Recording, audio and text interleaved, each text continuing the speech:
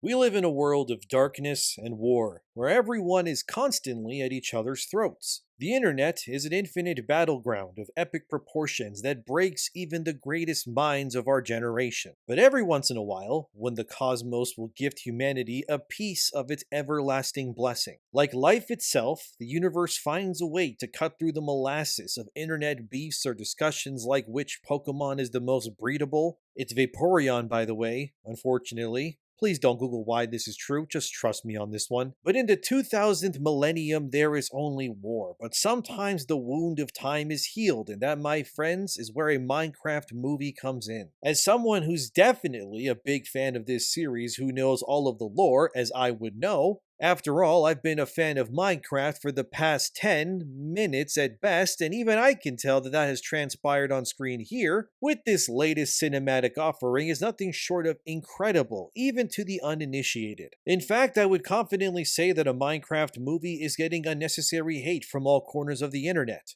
So as a stalwart defender of this franchise, I will now convince you why you're all wrong. As the Rotten Tomatoes score shows, critics hated this movie, but the audience is absolutely loving it. Which yet again tells you that you should only ever listen to die-hard fans of Minecraft when it comes to their opinions on corporatized CGI slop films based on best-selling video games that are specifically designed to target children and waste their parents' money, time, and sanity in exchange for soulless entertainment. The movie stars a bunch of people I don't know, but there's also two guys I do recognize. One is Jason Momoa of Conan the Barbarian fame, who plays Garrett, a guy who runs a video game store. And you know this is a movie because he runs a successful video game business with brick and mortar and physical copies in the year that is 2025. Anyway, he ends up getting tied up in a grand adventure unlike the world has ever seen, because the world has never seen live-action adaptations of classic video games before that kind of miss the point but still have their heart in the right place. There's also Jack Black, who looks like if you put Jason Momoa in a microwave for 30 seconds, then you press down on him gently for about 5 seconds. Jack plays Steve, everybody's favorite Minecraft character that I 100% know all the lore behind, just trust me. There's also two kids in this movie whose names I don't remember, but one of them looks like they de-aged Paul Rudd and put him in this movie before the magical incantation would run out before he inevitably turns back to his 60-year-old self again. Did you know that Paul Rudd is over 60 years old? That's crazy. Anyway, child Paul Rudd and his sister's mom died. We have no idea how, maybe she was vaccinated, it's not clear, but the point is that they now live in a home located in Idaho of all places. I have no idea how they afford this house or who even pays the bills.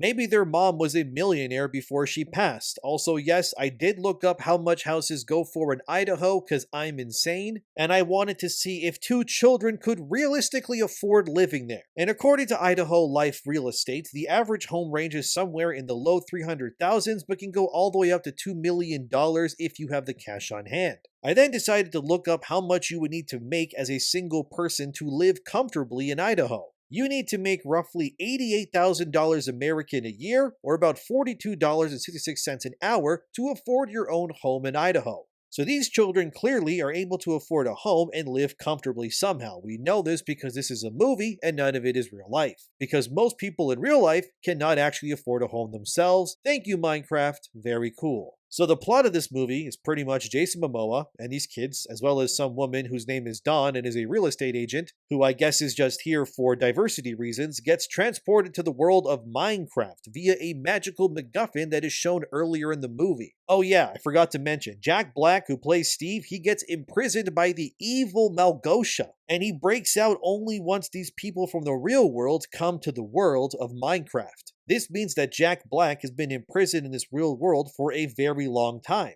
And this also means that his parents, for decades, definitely believed that their son was turned into meat soup, probably by some crazy murderer, and his entire family back home is left broken by the realization that they will never have any closure as to where their son has been all this time. But who cares about Steve's family? They're not important. They're probably dead anyways. Because the core theme of a Minecraft movie is that hard work pays off and practice makes perfect and to never give up. That is, unless you're Steve's parents, who definitely gave up looking for him, I guess. But surprisingly, this is a nice message to send to children all over the world who are growing up in an increasingly volatile environment where they will never be able to afford a home or possibly have children of their own because everything in our world is too expensive. Unless, of course, you live in Idaho in a Hollywood movie, that is, then everything is fine. The entire movie, by the way, is a cinematic feast for the eyes. It puts even Avatar to shame. It's the perfect blend of totally not just people standing on green screens amidst cartoonishly ridiculously looking creatures that do not in any way separate the viewer from reality while they're watching this movie. The CGI in Minecraft is some of the best Hollywood has ever seen, putting even Jurassic Park or Infinity War to shame. Also, Stifler's mom from American Pie is in this for some reason, but that's okay because Jennifer Coolidge is a great actress, and I love her, so I have nothing bad to say about her at all. She's a generational talent, and she's aging like fine whiskey. Where was I with the plot of this movie? Oh right, I can't show you most of this movie for obvious reasons, because if I do, Warner Bros. Will have an assassin kill me on sight if I show footage from the film that they haven't actually released themselves.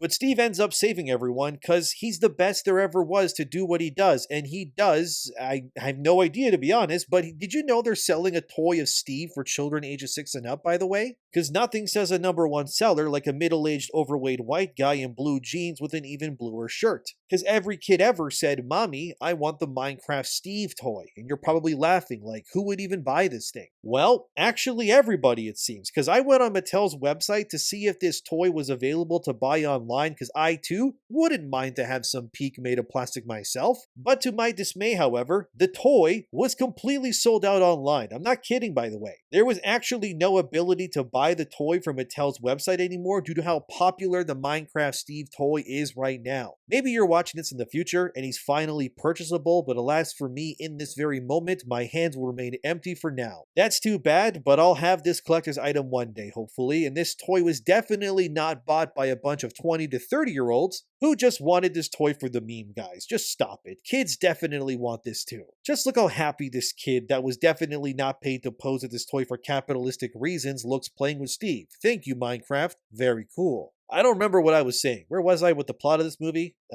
Oh, right. Steve saves the day because, I mean, he's amazing. Come on. And at one point during this film, Steve actually says, "Let's Minecraft." Just peak, guys. I got no notes to improve this film in any way. Then they fight stuff like a great hog, which I definitely know what that is, trust me, and they also fight some monsters called ghasts. And at one point, the characters put on mushroom hats to distract the villagers so the main characters can steal back the Ender Pearl and Earth Crystal. What's an Ender Pearl, I hear you say? No idea, but I'm a huge Minecraft fan, guys, just trust me on this one. And at one point, Jason Momoa sacrifices himself Gandalf style to save the team from certain death. But he doesn't actually die, because that would be very sad. Also, Jason Momoa was likely very expensive to cast in this movie, so killing him at this point would be a waste of budget. Also, the main villain of this movie then uses the MacGuffins to superpower the Nether portal. I also don't know what that is, but it's probably like the portal the orcs used in World of Warcraft to travel through dimensions. Actually, I mean, I do know what this is, because I definitely play Minecraft, guys. Anyway, and then the entire cast of characters from young Paul Rudd to Jack Black looking like me in 10 years assembling their own Avengers Endgame-like force of hordes of iron golems, and then they wage war on the evil pig monsters and their overlord. The team then restores the sunlight during the battle, and then this somehow causes the evil pigs to burn to death horrendously, causing them all to die. And basically, the cast of Minecraft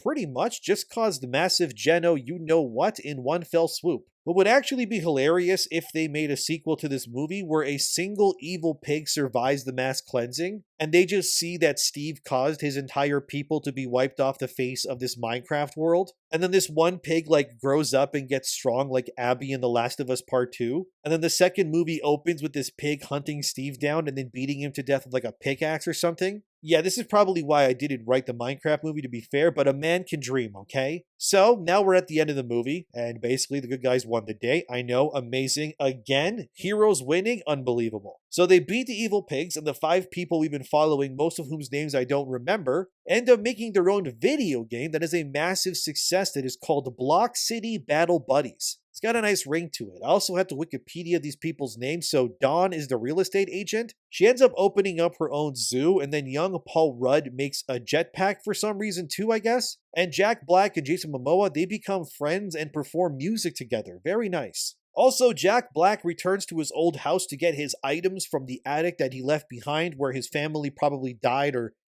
lots of horrible things happened like alcoholism or worse because, he was missing for however many years. So anyway, they sold the house to someone and then he's greeted by this person who owns the house and their name is Alex. Yes, Alex is returning. I definitely know who that is. Apparently, she's the female equivalent to Steve in Minecraft lore, and yeah, that, my friends, is the Minecraft movie, I guess. Yeah, it's a pretty straightforward CGI meets live action video game adaptation, and it's definitely going to stand the test of time and probably be considered one of the cinematic greats once the dust settles. If you actually go look up the top 100 movies on IMDb right now, Minecraft is unsurprisingly at number 1 already. See, The Dark Knight is number 3, The Godfather is at number 2, and number 1 is, okay, there we go. You see, Minecraft is number 1, just like I said it was. Also, don't look this up on IMDb yourselves. Everything that I have said in this video up until this point is definitely 100% fact-checked and true. You can trust me on this, guys. I would never lie to you about Minecraft. Anyway, currently as I was making this video during Minecraft's opening weekend, it has the highest Thursday pre-sales of any video game adaptation yet. It beat even Five Nights at Freddy's by $200,000, putting Minecraft at $10.5 million in preview sales alone. Domestically, Minecraft was poised to make somewhere in the $70 million range originally. Then the projections went to up to $80 million.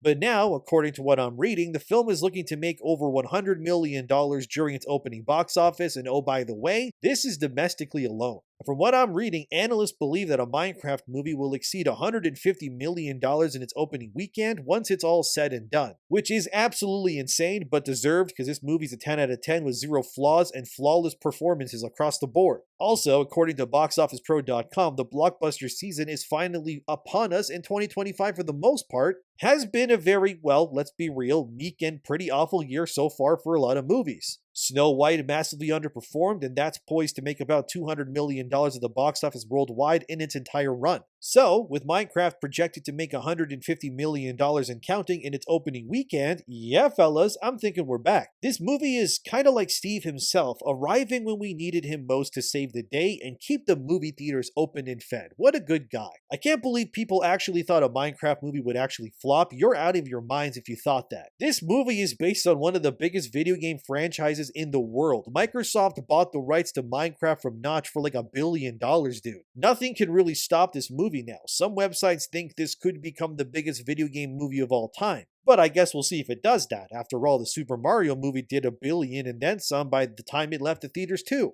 And honestly, when I first saw a trailer for Minecraft, I thought they were crazy to have live action characters in a movie like this. But now, it's clear I was wrong, and everybody does want to see a man in his 50s wearing a tight blue shirt fighting CGI pigs and skeletons after all. Frankly, I think the fact they leaned into the absurd angle with this entire movie was a good idea on their part. Because there's no way you can sell a movie like this without it somehow being torn apart if it tries to take itself too seriously. Thankfully, we're past the point of movies being embarrassed to just, be what they're based on. Like, remember that second Fantastic Four movie and the people who made it thought it was so absurd that they ended up just turning Galactus into a cloud because they thought audiences would laugh and not be, taking it seriously if they saw a big purple guy in the sky trying to eat the earth? It's nice to know at least that we're past such nonsense now, because had a movie about Minecraft been made with that sort of framing in mind, this movie would have been all inside of Steve's head instead, as he would be about to get lobotomized by a doctor probably, as his parents are like whimpering and crying in the corner because their son can't stop playing Minecraft. Thankfully, that's not happening here, and at first, although this film looks like a humiliation ritual in the making, it has now entered the "it's so bad, it's actually good" category of movies. Like Madam Web before it, the cringe of a Minecraft movie will not be remembered because it was great or of a high quality, but instead it'll be beloved because the whole thing is so absurd. The only answer to such a property was to go with this angle and just lean into it. And from one person who's definitely a huge fan of Minecraft and has played all of the games, guys, just trust me on that one, and someone who knows all the lore too, just don't quiz me on it ever, I think they did a great job here. Because there's no way you can make a Minecraft movie that was somehow going to be a hit with critics when the entire community that loves this franchise are some of the most rabid players there is, and they're,